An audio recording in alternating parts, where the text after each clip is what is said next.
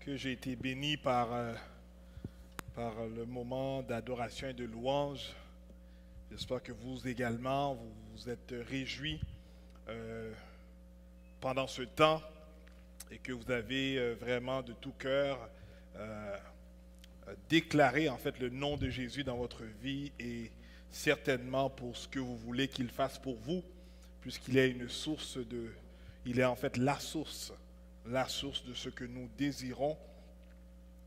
Et nous croyons qu'il n'y a rien qui est impossible à celui qui croit, comme que la parole de Dieu nous le mentionne. J'aimerais premièrement vraiment emmener, en fait, partager cette annonce dont j'ai reçu hier. Il y a le Papa Jean qui est avec nous. Je lui ai parlé hier et je lui ai dit également que j'allais le mentionner. Je sais qu'il y a certains d'entre vous, j'ai partagé dans le groupe, qu'il en fait, il y a eu un ACV durant la semaine et il est présentement à l'hôpital, donc je vous demande vraiment de le garder en prière. Nous croyons qu'il n'y a rien que Dieu ne puisse faire parce qu'il est un Dieu en fait qui guérit. Donc vraiment de le garder en prière. Gardez également la famille en prière. Il y a maman Lily qui est également avec nous et il y a aussi sa famille qui est au pays. Donc vraiment de le garder en prière et d'avoir une attente que Dieu peut faire pour lui de grandes choses. Si vous voulez vraiment, j'ai annoncé ça parce que je voudrais que l'Église puisse prier de manière corporellement. Donc si on peut juste faire un moment de prière pour lui, où est-ce qu'il est? Je sais qu'habituellement il nous écoute également par son téléphone via Facebook. S'il peut, il peut l'écouter, ou bien nous croyons que dans la prière, il n'y a pas de limite, il n'y a pas de frontière où est-ce qu'il est, Dieu peut intervenir. Amen. Est-ce que vous êtes d'accord avec ça? Amen, amen, amen. Donc on va juste prier, il s'appelle Papa Jean, dans le nom de Jésus. Amen. Père, je te dis merci parce que tu es un Dieu fidèle, un Dieu grand. Et nous venons devant toi ce matin, ô Père, parce que nous croyons, Père, au de ton force, que tu es Dieu et que tu es celui qui guérit. Père, ta parole nous dit même, Père, non seulement dans l'Ancien Testament, mais dans le Nouveau Testament, tu dis également que tu es celui qui guérit, Père. Par les meurtrissures de Jésus-Christ, Père, nous avons été guéris. Et tu dis, Papa, que lorsqu'une personne est malade, Père, qu'il puisse aller voir les anciens, Père, et les anciens, Papa, puissent les imposer les mains. Et Père, au de ton foi saint, et déclarer, Papa, leur guérison dans le nom de Jésus, Père. Ce matin, nous venons, Papa, de commun accord, Père, pour te dire, Papa, de ton foi saint, tu puisses aller. Je vais présentement, Papa, je déclare que dans son corps, Père, que tout ce qui est dysfonctionnel puisse retourner, Papa, puisse reprendre les fonctions, oh Dieu, dans le corps. Père, je déclare, Papa, dans ce moment, que son corps puisse revenir, son système puisse revenir à normal dans le nom de Jésus-Christ. Où est-ce qu'il est dans sa chambre, Père, que ton esprit puisse aller et manifester ta gloire, Père, encore une fois, afin qu'il puisse avoir un autre témoignage, Père, pour proclamer comment que tu es bon et merveilleux, Père, et que les gens même dans le système hospitalier puissent réaliser que tu es Dieu. Père, nous t'adorons et nous t'honorons ce matin, dans le nom de Jésus, nous t'en prions. Amen. Vous savez, on est encore dans cette série de messages par rapport à révision. Vraiment, si on veut encore une fois le raccourcir par rapport à l'objectif du message, c'est vraiment qu'on puisse arriver à découvrir comment qu'on peut nous voir tel que Dieu nous voit. Tel que Dieu nous voit. Vous savez, dans le livre de Proverbes 23, le verset 7, ça dit « Car selon qu'il a pensé en son âme, tel il est. Car selon qu'il a pensé en son âme, tel il est. » Vous savez, la qualité de votre vie n'est pas seulement déterminée par la vision de Dieu que Dieu a pour vous ou a pour votre vie, mais elle est également déterminée par la vision dont vous avez pour votre propre vie. Vous savez, dans le livre de Nombre 13, verset 33, ça dit « Et nous y avons vu les géants, enfants d'Anak, de race des géants, nous étions à nos yeux et à l'heure comme des sauterelles. » Vous voyez, ici, si on veut comprendre un peu le concept de ce passage, c'est lorsque Dieu avait demandé à Moïse de faire sortir son peuple en Égypte. Et la Bible nous fait comprendre, on va lire vraiment dans le livre de la Genèse, comment que Dieu éclate ses miracles et ses prodiges. Et lorsque le peuple quitte, ils commencent maintenant à vraiment être dans le désert. Ils ne comprennent pas qu'est-ce qui se passe, pourquoi ça prend autant de temps. Et voici que Moïse se rend maintenant dans la frontière où est-ce qu'il peut rentrer maintenant dans la terre dont Dieu avait promis. Et lorsqu'il envoie en fait 12 espions, et lorsque les espions vont, ils réalisent vraiment que le pays dont Moïse avait parlé, que Dieu avait promis pour eux, où coule le miel, où est-ce qu'il a vraiment des fruits et des bonnes choses, et ils réalisent, ils voient tout ça. Mais par contre, ils voient également autre chose dont Moïse n'avait pas fait mention, dont ils voient des gens qui sont de haute taille, des géants dont la Bible parle. Et on dirait qu'en voyant ces géants-là, ils ont oublié les prophéties que Moïse avait données. Ils ont oublié que Dieu avait également, en fait, que ce que Dieu avait dit à Moïse était également vrai. On dirait que leur regard, leur concentration est restée sur les géants. Et lorsqu'ils se sont revenus pour donner, en fait, rapport de qu'est-ce qu'ils ont vu, ils ont mentionné, bien entendu, nous avons vu des fruits, on a vu comment que la terre elle est belle, on voit comment c'est fertile, on voit l'espoir là-bas. Mais par contre, ils ont dit, mais nous avons également vu des géants. Mais ce n'est pas un problème de voir le géant. Le problème, c'est qu'ils ont vu les géants, mais ils ont commencé à se voir, ils ont commencé à penser comment que les autres pensaient d'eux. Donc, ils ont dit ici, ils ont rapporté qu'on se voyait. Il dit tel que eux autres, ils se voyaient. N'oubliez pas, ils sont des espions qui ont été dans une terre. Donc en fait, un espion qui va dans une terre pour voir qu'est-ce qui se passe, c'est dans le but que les personnes qui y habitaient ne voient pas qu'ils sont là. Parce que si on les voit, ils peuvent être en danger. Donc ils reviennent maintenant, sains et saufs.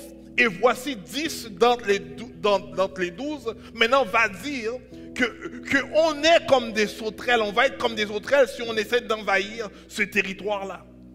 Et on voit que la Bible va nous faire comprendre à cause qu'ils n'ont pas cru qu'ils étaient en mesure de prendre possession de cette terre. Ils sont restés dans le désert, errant pendant plusieurs années jusqu'à ce que Moïse, en fait, il décède. Et par la suite, Josué va prendre la relève avec Caleb, qui sont les deux témoins, les deux espions qui avaient été sur cette terre, qui eux autres ne pensaient pas qu'ils n'étaient pas en mesure d'y entrer et de prendre possession. Vous voyez, à cause qu'il y a eu 10 hommes qui ont pensé contrairement à la volonté de Dieu de qui ils étaient et qu'est-ce qui étaient les possibilités pour eux, comme conséquence, ils ont dû rester dans un désert et ne pas rentrer là où est-ce que Dieu voulait qu'ils rentrent pour être en mesure de bénéficier de la délivrance qu'ils venaient juste d'obtenir de l'esclavage en Égypte. Tel que tu penses, c'est tel que tu es. Dans le livre de Proverbes 23, encore une fois, dans le verset 7, ça dit « L'homme est comme les pensées de son âme. » L'homme est comme les pensées de son âme. Et c'est pour cela que la semaine passée, j'avais dit qu'il est important de remplacer toute fausse croyance, de remplacer toute mauvaise conception, toute mauvaise mentalité par des bonnes conceptions qui se tirent dans la parole de Dieu. Il y a un des passages dans la parole de Dieu qui n'est pas dans les diapos, qui va nous faire comprendre qu'on doit garder nos pensées captives à la volonté de Dieu, ou à la pensée de Dieu, ou à la parole de Dieu. Parce qu'en fait, lorsqu'on les garde captifs, lorsqu'on est en train de méditer cette parole et qu'elle reste dans nos pensées, elle fait en sorte que nous orientons pas comme nous pensons, comme les autres disent, mais on va maintenant s'orienter, on va maintenant fonctionner ou avancer tel que la parole nous dit, parce que nous avons une conviction dans ce que la parole me dit. Et c'est pour cela, aujourd'hui, j'aimerais vous faire savoir que même lorsque tu as reçu un mauvais rapport ou bien que tu ne comprends pas ta circonstance, ne dépend pas sur la circonstance, mais dépend sur ton Dieu. Parce que c'est ton Dieu qui va maintenant te faire savoir comment que tu peux rentrer dans ta destinée. Et très souvent, ce que le malin veut faire, c'est qu'il veut il veut mettre dans tes pensées toutes les choses contraires à la volonté de Dieu pour toi. Et c'est pour cela qu'il ne va jamais te dire « Oh oui, tu es belle ». Oh oui, tu es une bonne personne. Oh oui, tu es fort. Oh oui, tu es conquérant. Il ne va jamais te dire cela. Il va toujours te rappeler toutes les échecs que tu as faites. Il va te faire songer à la manière dont les choses n'avaient pas fonctionné et essayer de te décourager. Mais aujourd'hui, je veux faire savoir que la parole de Dieu te donne des paroles d'encouragement dans le but que tu puisses te relever. Il dit même lorsque tu te tombes, il dit relève-toi et continue à aller vers l'avant parce que Dieu sait qu'est-ce qu'il t'attend dans ta destinée future. Aujourd'hui, j'aimerais vous faire comprendre que ta façon de vivre et ta façon de penser est interreliée. On ne peut pas les séparer. Que tu sois conscient ou pas, tu vis toujours comme que tu te perçois. Et c'est pour cela que ta perspective de Dieu est toujours liée à la perspective dont tu as pour toi-même. Donc si toi de ton côté, tu ne penses pas quelque chose qui est possible, tu ne peux pas arriver à penser que Dieu non plus, que cette chose peut être possible, possiblement, peut-être on peut l'atteindre ou l'accomplir avec Dieu. Si tu ne penses pas que oui, tu vas être en mesure de réussir dans ta vie, donc il est très dur de voir comment que Dieu peut t'aider à réussir dans cette vie. Donc la manière dont tu penses de toi-même, la perspective que tu as de toi-même, on dit généralement c'est la manière dont tu perçois même ton Dieu. Vous savez, dans le livre de 1 Pierre 2, le verset 9 et 10, ça nous dit « Vous êtes une race élue, un sacerdoce royal, une nation sainte, un peuple acquis, afin que vous annonciez les vertus de celui qui vous a appelé des ténèbres à la merveilleuse ou à l'admirable lumière. » Dans le verset 10, elle va nous dire « Vous qui autrefois n'étiez pas un peuple, et qui maintenant êtes le peuple de Dieu.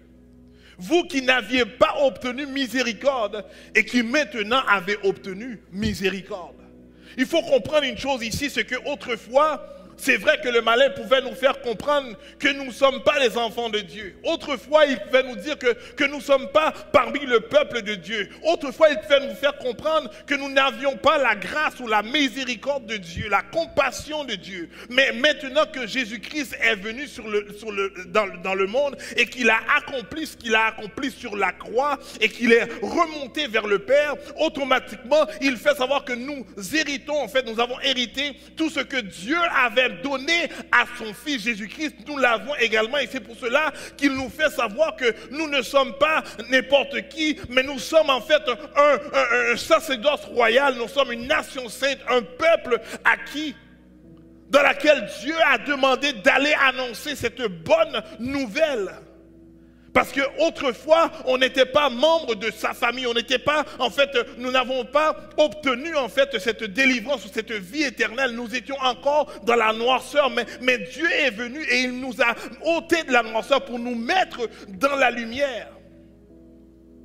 Il faut savoir qu'autrefois, on n'était pas le peuple de Dieu, mais aujourd'hui, nous sommes le peuple de Dieu. Donc, si je crois que je ne suis pas n'importe qui, c'est parce que la Bible me fait savoir que je ne suis pas n'importe qui, mais je suis une personne choisie, une personne appelée, une personne aimée, une personne qui est appréciée de mon Dieu, et que lui, il veut en fait que je croie cela, et que je commence à fonctionner avec ce que la Bible me demande, afin que je puisse me sentir bien, et que je puisse maintenant me sentir une personne valorisé dans ce monde, malgré que les gens autour de moi peuvent maintenant peut-être pas me valoriser ou me voir pour qui je suis, mais par contre ce qui m'importe, c'est que je puisse me voir comme que Dieu me voit. Et si j'arrive à accepter que Dieu me voit de cette manière, et je crois que je suis de cette manière, je vous fais savoir que même lorsque des personnes vont venir vous dire des choses autrement, mais tu vas garder dans ta pensée que non, je ne suis pas ça, donc je vais bloquer les mauvaises choses qui viennent en fait essayer de m'identifier, mais je veux me qualifier comme que Dieu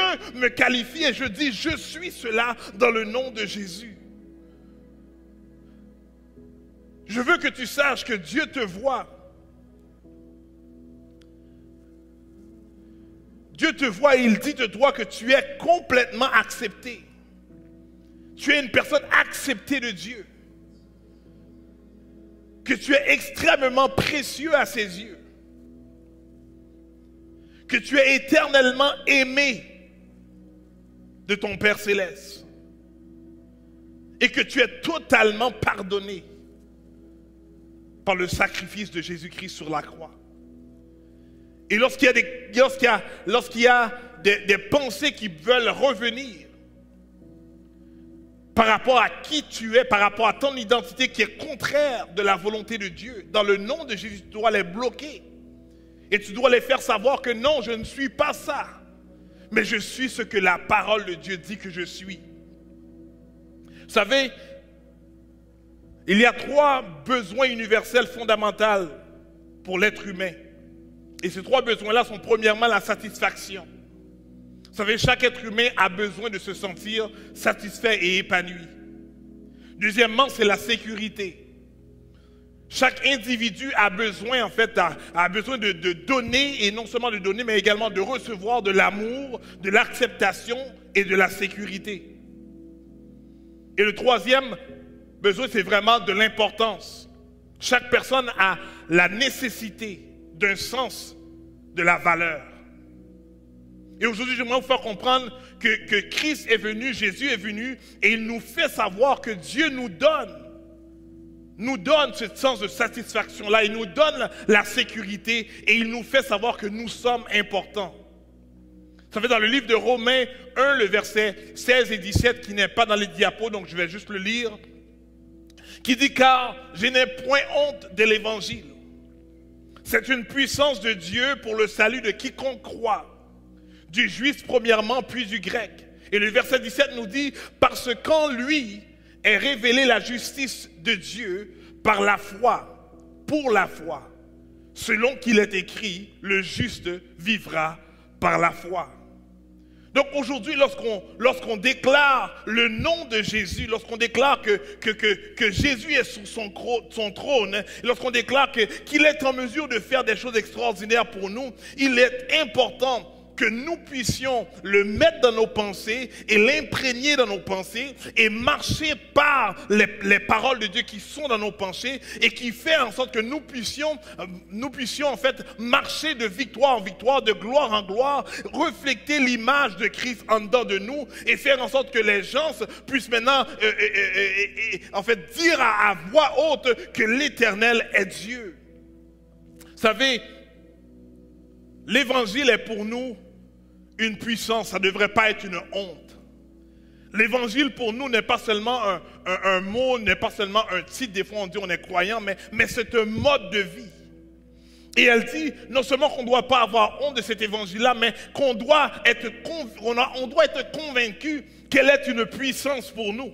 Non seulement le fait qu'on le déclare, mais dans notre vécu, dans notre marche à tous les jours, elle manifeste sa puissance à l'intérieur de nous. Et des fois, l'un des gros problèmes, c'est parce que on a tendance à vouloir voir la délivrance ou bien à vouloir voir des transformations ou des changements tout le temps subites. Et lorsqu'on est dans une situation difficile, on se questionne tout le temps pour dire, mais est-ce que Dieu est réel? Est-ce que Dieu va faire quelque chose? Est-ce que Dieu m'écoute? Est-ce que Dieu, tout le temps, on pose plusieurs des questions et très souvent, dans ces questionnements-là, le doute peut maintenant s'infiltrer pour maintenant enlever en fait cette portion de foi dont Dieu a mis en dedans de nous et qui nous demande de marcher par cette foi-là. Mais aujourd'hui, j'aimerais vous rassurer ou vous donner, vous fortifier ce matin pour vous faire savoir que même dans les circonstances qu'on vit, bien qu'on dit souvent que le croyant doit passer au travers des persécutions parce que la Bible le mentionne, mais je vous fais savoir que Jésus-Christ lui-même a passé au travers des persécutions, des situations difficiles, des situations déplorables. Jésus-Christ lui-même a même crié au Père, « Pourquoi m'as-tu abandonné ?» Donc on va voir que, mais par contre, qu'est-ce que j'essaie de vous emmener à comprendre par rapport à ce que je dis aujourd'hui, c'est qu'avant même d'arriver à une délivrance, avant même d'arriver à un bienfait, avant même d'arriver à avoir un résultat positif, mais il y a eu la croix. Très souvent, on va seulement voir la portion où est-ce que Dieu est ressuscité et il a ascendé vers le Père. Et oui, la gloire de Dieu est là, mais on oublie souvent qu'avant même que Dieu a manifesté cette gloire qui aujourd'hui, on bénéficie encore de ce sacrifice, mais on oublie qu'il a passé au travers des moments difficiles où est-ce qu'il a souffert, où est-ce qu'il a questionné, où est-ce qu'il a posé des questions à Dieu. Aujourd'hui, nous faire comprendre que dans ta situation, pense et imagine-toi comme cet homme-ci que tu étais sur la croix. C'est comme si tu étais dans une situation déplorable, une situation difficile où est-ce que tu ne peux plus en supporter. Mais sache que 3 jours après la croix, Jésus-Christ est ressuscité. 3 jours après la croix, il y a eu sa délivrance. 3 jours après la croix, il y a eu cette transformation. 3 jours après la croix, il y a eu ce changement. Il n'y a pas seulement eu la croix, mais il y a également la délivrance. Donc, pour que je puisse avoir une délivrance, que je puisse voir maintenant cette manifestation de gloire de Dieu dans ma vie pendant que je marche par la foi, je dois également passer dans des moments difficiles. Et c'est pour ça que j'aimerais vous faire comprendre que c'est tout à fait normal que les choses difficiles viennent dans nos vies, parce que Dieu veut se manifester au travers les difficultés afin que tu puisses voir sa gloire se manifester dans ta vie. Vous savez, les difficultés, dans les moments difficiles, qu'est-ce qui est important en tant que croyant? C'est de focaliser notre temps sur les promesses de Dieu. Focaliser sur les promesses de Dieu. Les promesses de Dieu qui est en fait les paroles de Dieu. Fait en sorte qu'elle va faire prendre naissance ou bien elle va aider à la flamme de la foi qu'elle puisse maintenant grossir. Parce que la foi se nourrit des paroles de Dieu. Et du fait qu'on a cette promesse, on médite cette parole et qu'on passe du temps dans la prière avec Dieu pour comprendre et pour savoir et pour connaître, ça fait en sorte qu'on est en mesure maintenant d'appliquer notre foi parce qu'on a connaissance à cette promesse. Mais maintenant, ça fait en sorte que pendant que tu manifestes cette foi au travers de la promesse, dans ta difficulté, ça va maintenant créer cette patience en dedans de toi. Et l'une des choses que les hommes trouvent beaucoup de difficultés, c'est d'être patient. De patienter quand tout va bien, c'est correct. Mais de patienter quand tout va mal, c'est là que ça ne fonctionne pas. Parce que tu veux que la situation change maintenant. Mais je veux faire comprendre que la parole de Dieu dit que oui, on a cette parole qu'on doit se maintenir, on doit cette parole qu'on doit mettre dans nos pensées qui nous fait comprendre notre identité, qui fait savoir comment qu'on doit agir, comment qu'on doit se comporter, quelle mentalité qu'on doit appliquer à tous les jours. Mais ça fait en sorte que ça va nourrir et ça fait encore que je puisse maintenant appliquer ma foi basée sur cette parole. Et parce que je crois en Dieu, parce que je crois que sa promesse elle est vraie, donc même si je ne la vois pas se manifester aujourd'hui, mais je peux patienter parce que je sais qu'elle peut arriver demain, même si que je ne vois pas qu'elle arrive cette semaine ou ce mois-ci, mais je peux patienter parce que je crois dans la promesse de Dieu, je crois dans sa parole, je crois dans l'identité de qui je suis, je crois dans l'identité de qui il est. Je sais qu'il dit une chose et la chose arrive, je sais qu'il ordonne et elle existe, je sais qu'il prend soin de ses enfants, je sais qu'il ne fait pas en sorte que son enfant puisse arriver et faillir, mais il a des projets de paix et d'avenir. Donc je crois dans sa parole, donc je peux patienter. Parce que je suis appelé enfant de Dieu. Je suis appelé un parmi le peuple de Dieu. Donc aujourd'hui, il faut comprendre qu'on sert un Dieu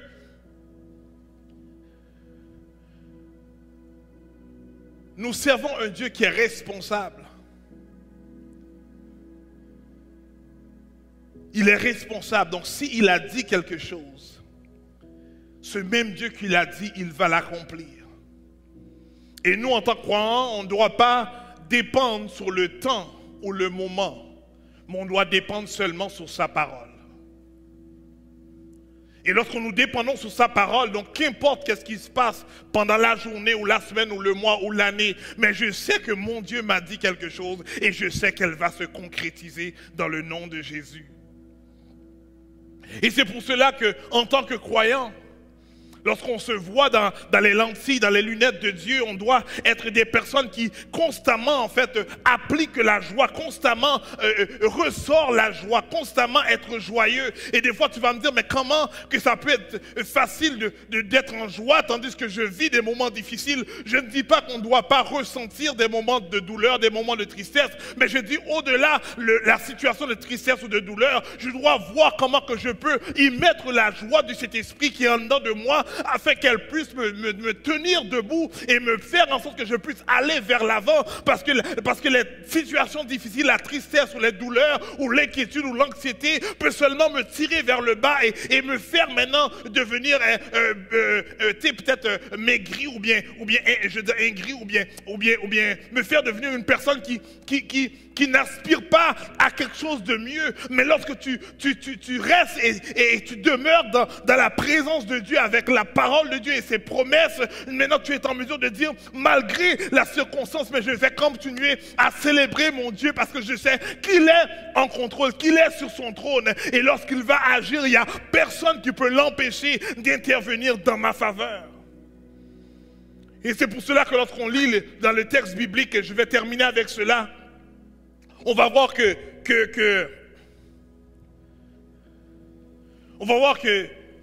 lorsqu'on avait mis Paul et Silas en prison, la parole de Dieu nous fait comprendre que pendant qu'ils étaient enchaînés, pendant qu'ils étaient en fait derrière des barreaux, ils auraient pu s'apitoyer sur leur sort. Ils auraient pu se plaindre, ils auraient pu rester seulement dans la conception que waouh, on est en prison, on est emprisonné, la vie est finie pour nous, etc. Ils auraient pu seulement voir tout ce qui est négatif dans la situation dans laquelle ils vivaient. Et je crois en tant qu'être humain, ils ont dû passer par ce moment-là, se questionner. Mais je crois également qu'ils ont commencé à se fortifier l'un l'autre.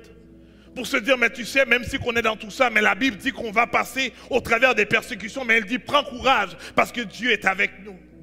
Je crois qu'ils ont commencé maintenant peut-être à partager un peu leurs douleurs ou leurs inquiétudes par rapport à ce qui se passe, mais ils ont dit, mais ne t'ai-je pas dit, la Bible à Dieu, à Jésus-Christ, ne t'ai-je pas dit que si tu crois, tu verras la gloire de Dieu. Et pendant qu'ils continuaient à se fortifier le l'autre, à s'encourager le l'autre, la Bible nous fait comprendre qu'ils ont commencé à chanter dans la cellule, ils ont commencé à louer Dieu dans la cellule. Et des fois tu te dis, mais comment se fait-il ils peuvent louer Dieu par rapport à la circonstance? Parce qu'on ne loue pas Dieu, on n'adore pas Dieu par rapport à notre circonstance, mais on adore Dieu par rapport à qui il est. Donc parce qu'ils savent qu'il est un Dieu qui peut guérir, ils savent qu'il est un Dieu qui peut intervenir dans ma situation, ils savent qu'il est un Dieu qui peut délivrer, un Dieu qui prend soin des cœurs brisés, un Dieu qui est en mesure maintenant de nous faire sortir, libérer en fait les captifs. Il est un Dieu qui peut intervenir et rentrer et changer les circonstances. Donc je vais l'adorer pour qui il est, à place de m'apitoyer sur mon sort par rapport à ce que je vis. Et pendant qu'ils ont commencé à célébrer Dieu, adorer Dieu, la Bible nous fait comprendre qu'il y a eu un miracle qui s'est produit car Dieu a intervenu et a fait en sorte qu'il puisse être libéré de la prison.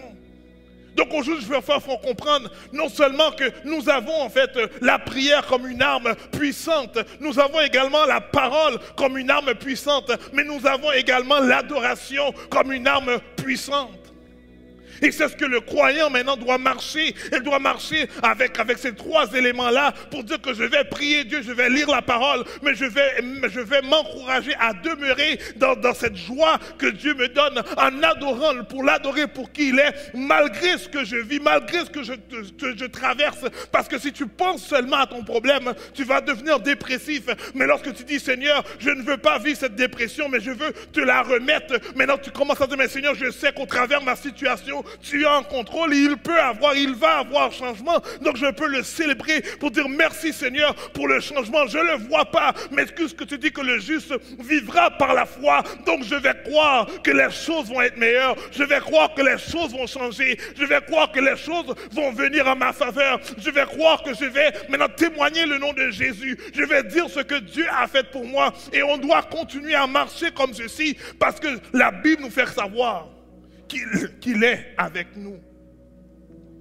Le psaume 23 va nous faire comprendre que l'Éternel est notre berger. Et je ne manquerai de rien. Il dit, il te fait reposer dans de verts pâturages. Il restaure ton âme. Il te conduit dans les sentiers de la justice à cause de son nom. Et je veux vous encourager ce matin, non seulement à savoir qui vous êtes, mais à savoir qui Dieu est, comment on est plus en mesure de se voir dans les yeux de Dieu, mais également commencer à appliquer certains comportements dans nos vies qui va maintenant changer la perspective des choses, qui va faire en sorte que nous puissions marcher comme ceux qui doivent marcher par la foi et de non marcher comme ceux qui marchent par la chair. Parce que la chair, elle est là seulement pour nous détruire. Mais l'esprit est là afin que nous puissions avoir la vie, avoir la joie, avoir la paix. Et c'est à nous à choisir où est-ce que nous voulons puiser. Est-ce qu'on veut puiser dans ce qui est terrestre ou si on veut puiser dans ce qui est éternel? Et ce qui est terrestre, c'est ce qui est visible. Et ce qui est éternel, c'est ce qui est invisible. Et aujourd'hui, je vous encourage à vous voir tel que la parole de Dieu dit. À comprendre les choses comme que la parole de Dieu veut nous faire comprendre les choses. Et de persévérer en ce sens. Et de attendre pour voir la gloire de Dieu se manifester dans votre vie. De la même manière que Jésus-Christ a souffert sur la croix, mais parce qu'il connaissait le Père. Il a dit non pas à moi, non pas ma volonté, Père, mais que ta volonté puisse se faire. Et la volonté du Père s'est manifestée. Mais comme résultat, il y a eu cette résurrection. Et je veux déclarer dans votre vie ce matin que chez vous, que dans votre circonstance, que dans votre situation, que dans votre maladie, qu'il y a une résurrection qui se fasse dans le nom de Jésus. Je ne sais pas comment elle va s'opérer, mais la parole de Dieu me fait comprendre que je dois marcher par la foi et la foi me fait comprendre que je dois marcher par les promesses de Dieu et la promesse de Dieu me fait comprendre qu'il est celui qui délivre. Et c'est pour cela que je dois prophétiser, non ce que je pense, non ce que je ressens, mais ce que la parole de Dieu me dit. Donc je déclare dans votre vie encore une fois une résurrection dans votre circonstance. Une résurrection dans votre finance, une résurrection dans votre situation familiale, une résurrection dans votre situation éducation, une résurrection dans votre situation maintenant même professionnelle. Je déclare une résurrection dans votre situation mentale, une résurrection dans votre situation familiale. Parce que nous servons un Dieu qui peut agir et intervenir. Où est-ce que les gens se disent qu'il est impossible ou que vous ne voyez pas?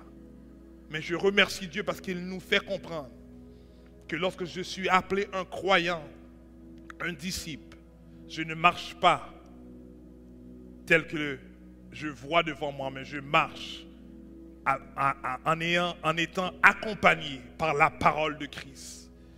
Et Jésus me fait savoir que si tu crois, rien n'est impossible si tu crois en lui. Et aujourd'hui, nous voulons vous encourager à croire en Jésus et à marcher la tête haute en disant que mon Dieu peut agir. Mon Dieu agit dans ma situation. Et pour terminer, je veux vous laisser avec cette parole. Des fois, on a tendance à dire « Oh non, je ne peux pas.